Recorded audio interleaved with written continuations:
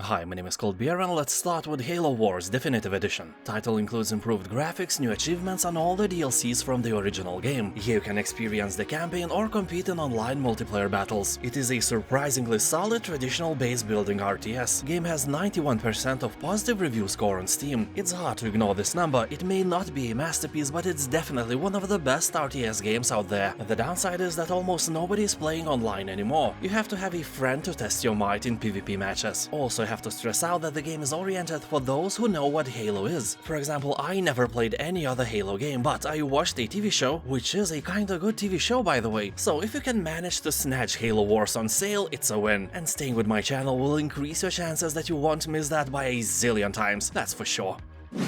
Planetary Annihilation Titans.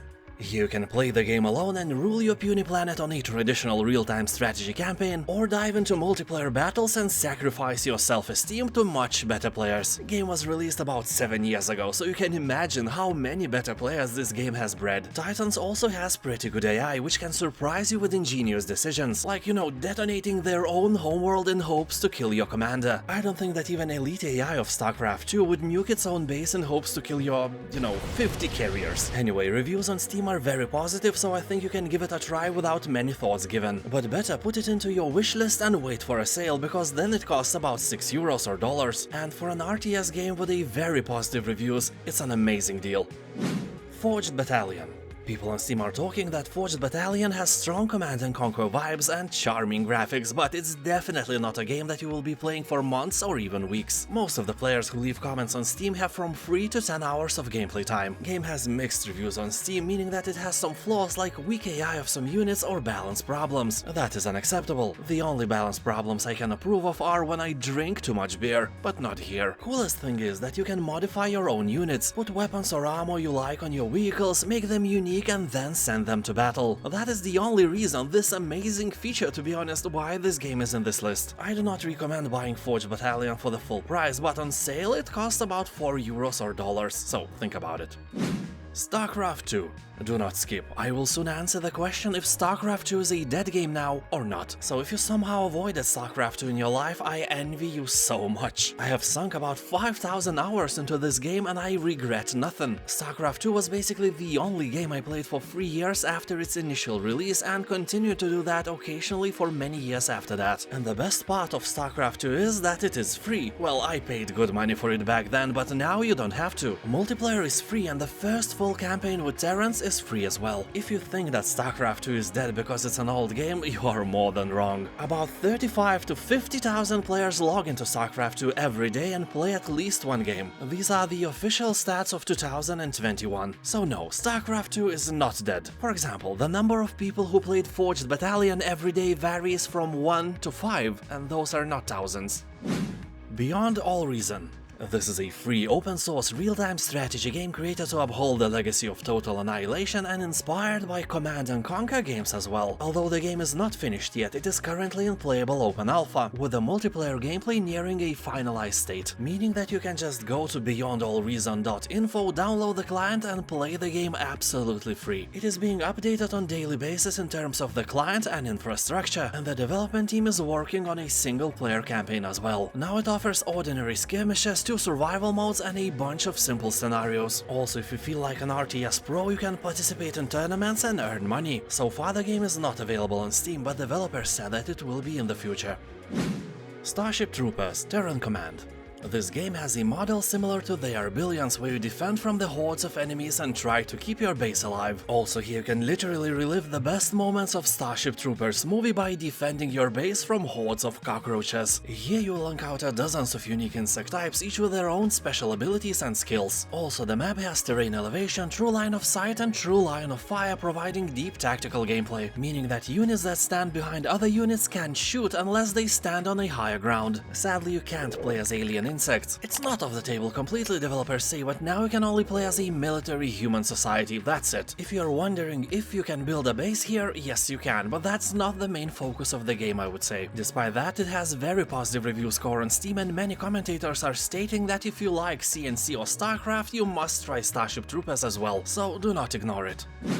Dune 2000. Arrakis awaits you, a sand planet with famous giant underground sandworms who can easily eat the biggest units you got. This force majeure element is absolutely amazing and will keep you on your toes while fighting on dunes. The game itself is made with a similar engine as a famous Command & Conquer Red Alert game, and in general we can call it a clone of it, just with a few additional features and visuals. If you are a fan of books or a recent movie, you will probably be delighted to hear that Dune 2000 is officially a free game, unlike the movies or the books. Just Google Open Array and thank me later. Remastered version easily run on modern PCs, and you can even play multiplayer. Lobbies are full of players.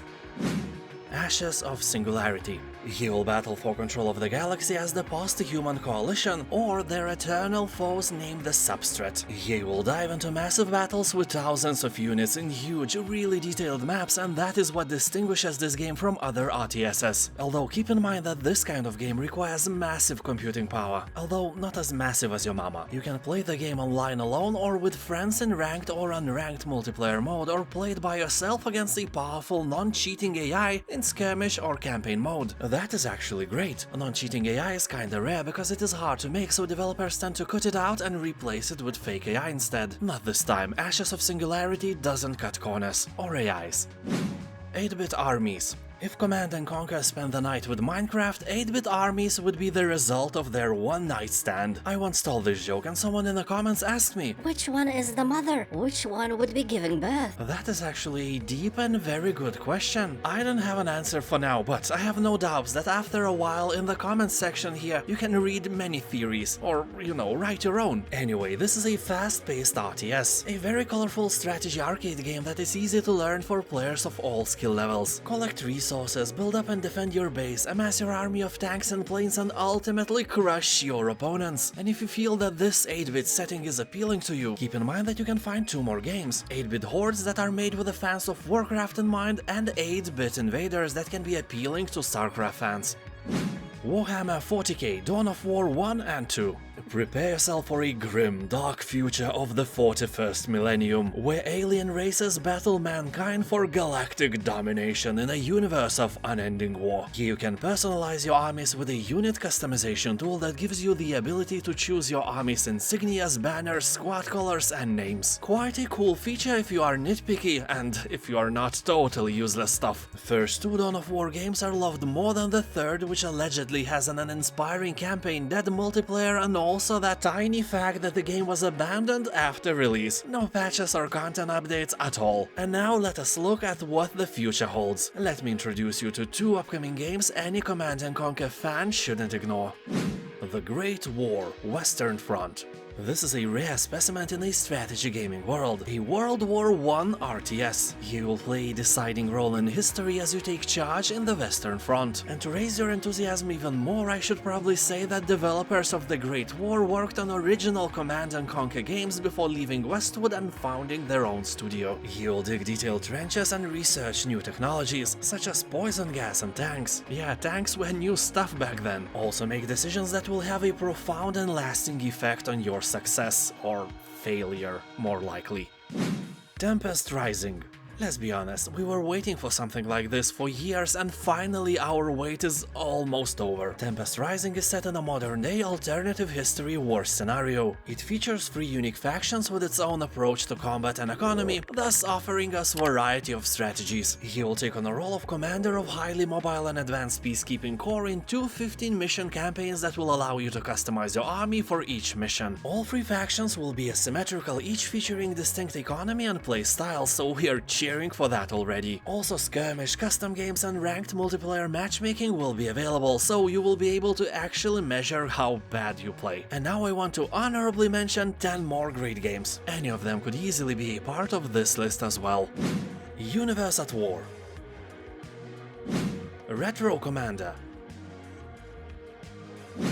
Total Annihilation. Grey Goo.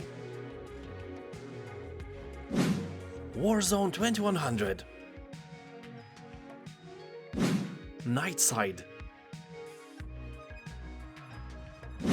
Homeworld Deserts of Karak.